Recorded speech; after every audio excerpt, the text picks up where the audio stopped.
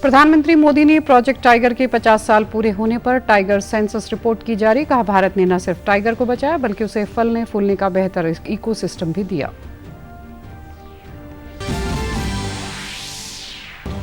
खराब फसलों के आकलन के लिए पटवारियों की मदद के लिए नियुक्त होंगे क्षतिपूर्ति सहायक। 500 एकड़ के एक ब्लॉक की देंगे रिपोर्ट।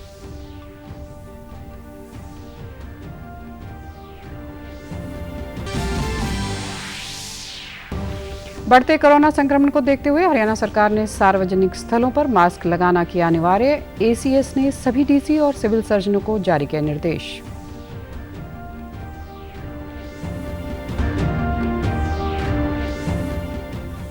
और दक्षिणी हरियाणा बिजली निगम के अधिकारियों से बिजली मंत्री ने की बैठक। गर्मी के मौसम में सुचारू बिजली सप्लाई के दिए निर्देश। नमस्कार, मैं हूं आरजू। अब समाचार विस्तार से। प्रधानमंत्री नरेंद्र मोदी ने आज बांदीपुर टाइगर रिजर्व में जीप सफारी का आनंद लिया। उन्होंने नीलगिरी में मधुमलाई में एक हाथी शिविर का भी दौरा किया। यहां बाघ अभयारण्य के थेपकोडू शिविर में कुछ हाथियों को गन्ना भी खिलाया। इस अवसर पर प्रधानमंत्री ने ऑस्कर विजेता लघु फिल्म एलिफेंट विस्पर्स की प्रेरणा बने जोड़े वोमन और बेली से भी मुलाकात की। पीएम ने उनके हाथी को भी देखा। प्रधानमंत्री मोदी दक्षिण भारत के 2 दिवसीय दौरे पर हैं। प्रधानमंत्री नरेंद्र मोदी ने आज मैसूर में इंटरनेशनल बिग कैट्स अलायंस का शुभारंभ किया। इंटरनेशनल बिग कैट्स अलायंस इन प्रजातियों को शरण देने वाले आसपास के देशों की सदस्यता के साथ दुनिया की 7 बड़ी प्रमुख बिल्लियों अर्थात बाघ, शेर, तेंदुआ, हिम तेंदुआ, प्यूमा, जैगवार और चीता के संरक्षण व रक्षण पर ध्यान केंद्रित करेगा। अपने संबोधन में पीएम ने कहा कि अलायंस की यह पहल काफी फायदेमंद होगी।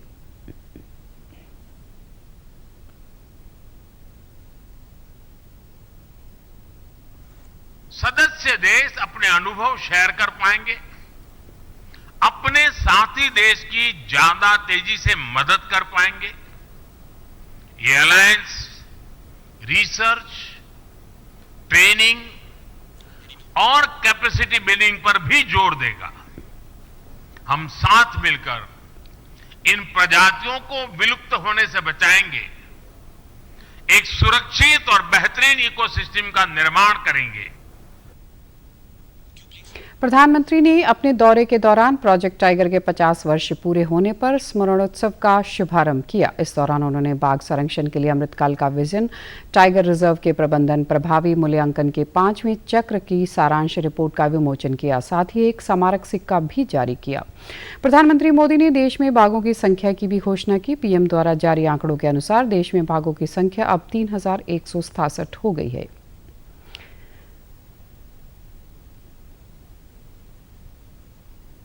हरियाणा के उप मुख्यमंत्री दुष्यंत चौटाला ने बताया कि बारिश और ओलावृष्टि से खराब फसलों की गिरदावरी के लिए सरकार ने पटवारियों की मदद के लिए क्षतिपूर्ति सहायक लगाने का फैसला किया है।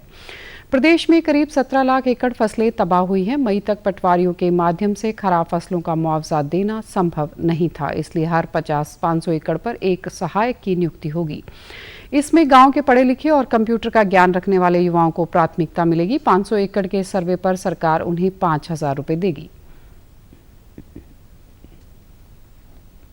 तक 16 लाख और 83,000 के लगभग एकड़ेज की क्रॉप लॉस का डाटा फार्मर ने अपलोड किया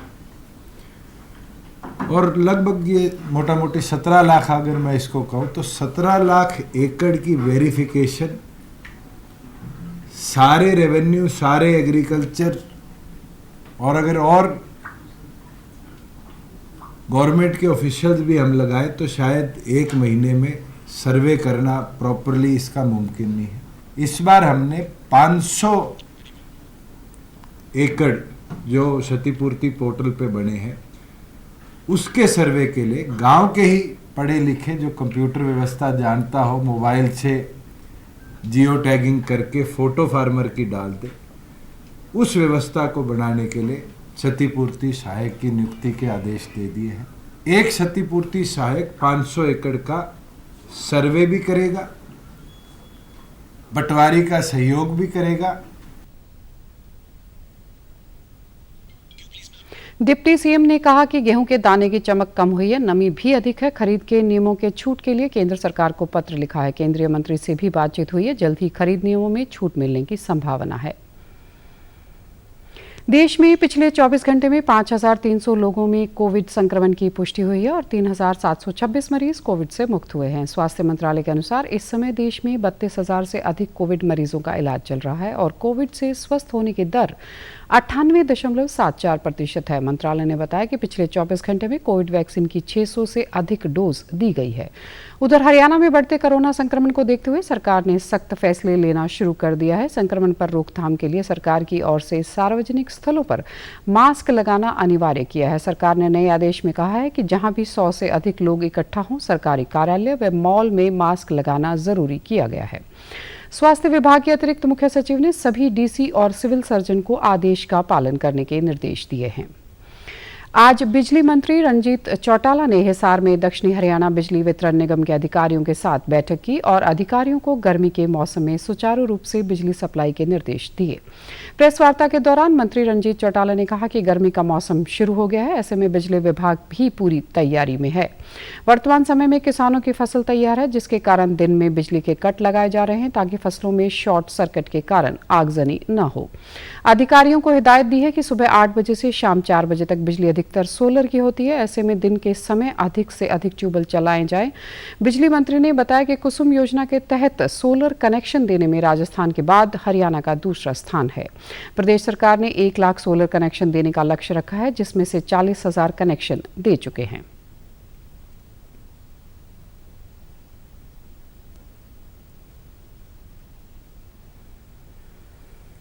जितनी पावर हम पे 8 बजे के बाद अवेलेबल है वो सोलर की होती है। मॉर्निंग तो हमें मिलती नहीं। 8 बजे के बाद 4 बजे तक उस पर मैक्सिमम ट्यूबवेल चलाए जाए ताकि हमें वो 3 रुपये मिलती है सस्ता। हमारा जनरेटर की जो इसकी थर्मल की वो 5 रुपये होती है, तो हमारा पैसा भी बचे। उस पर आज हिदायत थी कि उस पर ज़्यादा से ज़्यादा उस पर शिफ्ट ऑन करो जितना हम कर सकते हैं, क्योंकि 35-30% तो सेंट्रल गवर्नमेंट सब्सिडी देती है, 45% हम दे रहे हैं, 75% सब्सिडी मिलती है, तो फार्मर्स को 25% पे आता है। वो जिसके 10 एकड़ तक की जमीन है उसका उससे बहुत बढ़िया काम चल जाता है, वो उस चीज़ पे जा रहे हैं। तो एपी फीडर्स को भी सोलर पे कन्वर्ट कर हमारा जो पिछली बार जो था, मैं आपसे बताऊं, सोलर अब तक हमने 41,000 से ज़्यादा दे दिया। हमारा 1 लाख का टारगेट है। अभी भी सोलर मामले में कुसुम योजना में हम पूरे देश में राजस्थान के बाद नंबर 2 पे चल रहे हैं।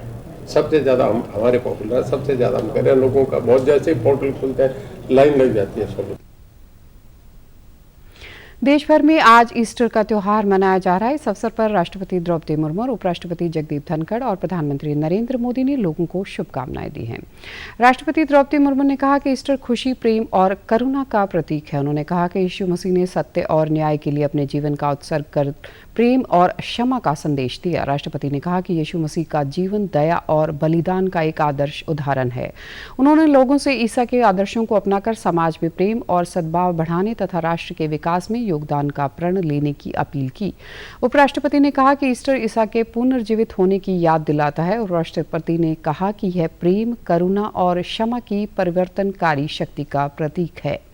प्रधानमंत्री नरेंद्र मोदी ने अपने संदेश में कहा कि ईस्टर समाज में सद्भाव को और गहरा करता है। उन्होंने कहा कि यह लोगों को समाज सेवा और पिछड़ों को सशक्त करने के लिए प्रेरित करता है। पीएम मोदी ने कहा कि हमें ईसा के नेक विचारों को याद रखना चाहिए। दुनिया भर में ईसाई समुदाय गुड फ्राइडे के बाद आने वाले रविवार को ईस्टर के रूप में मनाता है। बाइबल की मान्यता के अनुसार ईसा को गुड फ्राइडे के दिन सूली पर चढ़ाया गया था और 3 दिन बाद यानी ईस्टर संडे को वे पुनः जीवित हो गए थे। रोहतक के भारतीय प्रबंधन संस्थान के 12वें दीक्षांत समारोह में 250 से ज्यादा विद्यार्थियों को डिग्री व स्वर्ण पदक प्रदान किए गए। इस समारोह में उच्चतम न्यायालय के न्यायाधीश सूर्यकांत और पंजाब व हरियाणा उच्च न्यायालय के न्यायाधीश अवनीश झिंगन ने बतौर मुख्य अतिथि शिरकत की। समारोह को ऑनलाइन संबोधित करते हुए न्यायाधीश सूर्यकांत ने सभी विद्यार्थियों को बधाई देते हुए उज्जवल भविष्य की कामना की। उन्होंने कहा कि संस्थान से हासिल अनुभव का उन्हें जीवन के हर क्षेत्र में लाभ मिलेगा।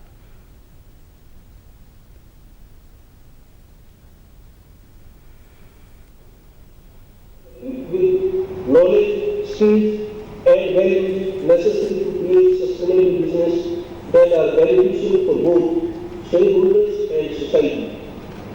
The world is rapidly evolving and it is essential that our students are prepared to navigate the complexities of the modern business landscape. As future business inventors, my dear students, you will be uniquely positioned to graduate. Punjab व हरियाणा उच्च न्यायालय के न्यायाधीश Awanish ginger ने भी विद्यार्थियों को जीवन में आगे बढ़ने की सीख दी। उन्होंने कहा कि जीवन में वे नई ऊंचाई हासिल करें। समारोह में स्वर्ण पदक हासिल करने वाले विद्यार्थियों ने कहा कि संस्थान में पढ़ाई के 2 साल के दौरान बेहतर अनुभव रहा।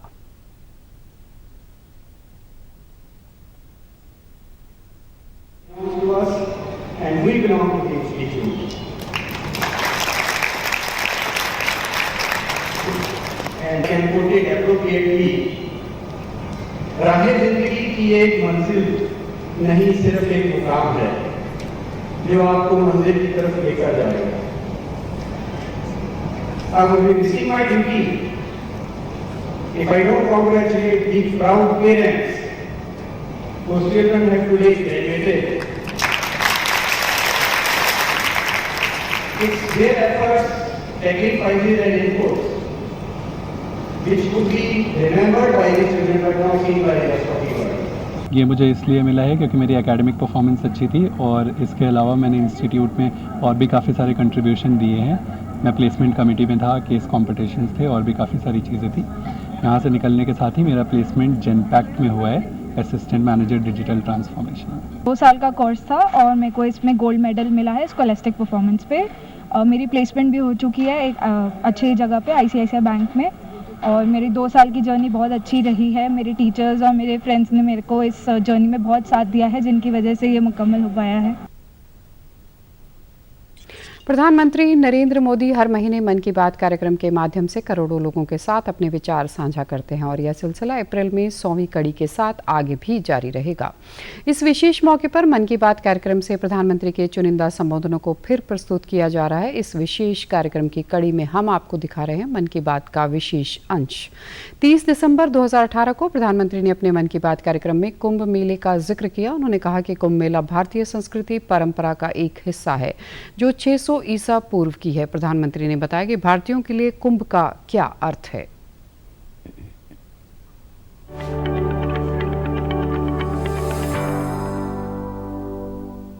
कुंभ का स्वरूप विराट होता है, जितना दिव्य उतना ही भव्य।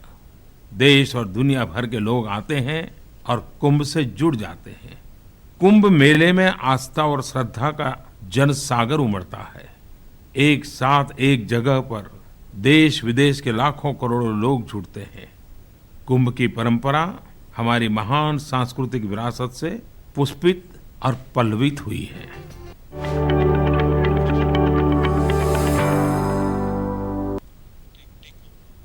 भाजपा के प्रदेश अध्यक्ष ओपी धनखड़ ने आज गुरुग्राम में अध्यक्षों और जिला प्रभारियों के साथ बैठक की। इस मौके पर उन्होंने बताया कि 30 अप्रैल को प्रधानमंत्री नरेंद्र मोदी के मन की बात कार्यक्रम की 100वीं कड़ी प्रसारित होगी। इस उपलक्ष्य में हर विधानसभा क्षेत्र में 100 जगहों पर 100 लोग एकजुट होकर 9 लाख लोग मन की बात कार्यक्रम सुनेंगे।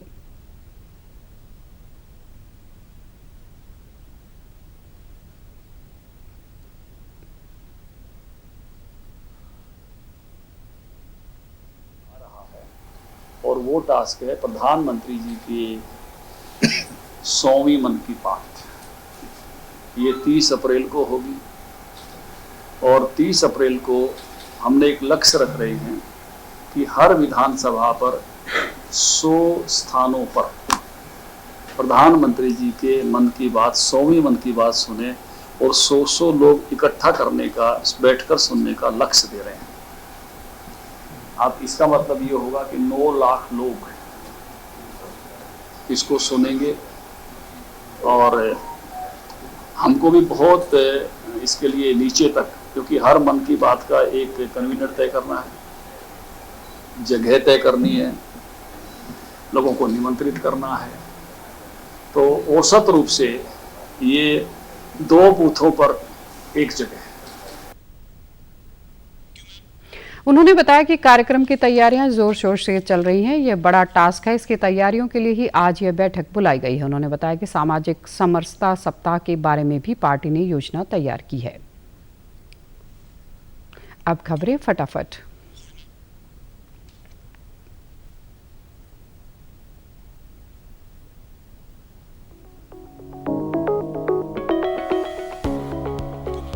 जीएसटी संग्रहण में हरियाणा 23% वृद्धि के साथ देश में चौथे नंबर पर पहुंचा। डिप्टी सीएम ने बताया इस बार 33,527 करोड़ का हुआ कलेक्शन। उपराष्ट्रपति कल विश्व होम्योपैथी दिवस पर नई दिल्ली में करेंगे सम्मेलन का उद्घाटन। परिषद व होम्योपैथी कॉलेज करेंगे सहमति पत्र पर हस्ताक्षर।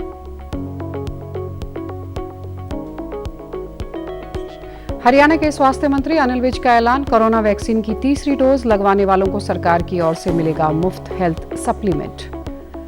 और पीपीपी में आय से संबंधित त्रुटियों के कारण काटे गए 2,30,000 परिवारों के दोबारा बने राशन कार्ड। सीएम ने ऐसा परिवार से किया सीधा संवाद। समाचारों में आज इतना ही। नमस्कार।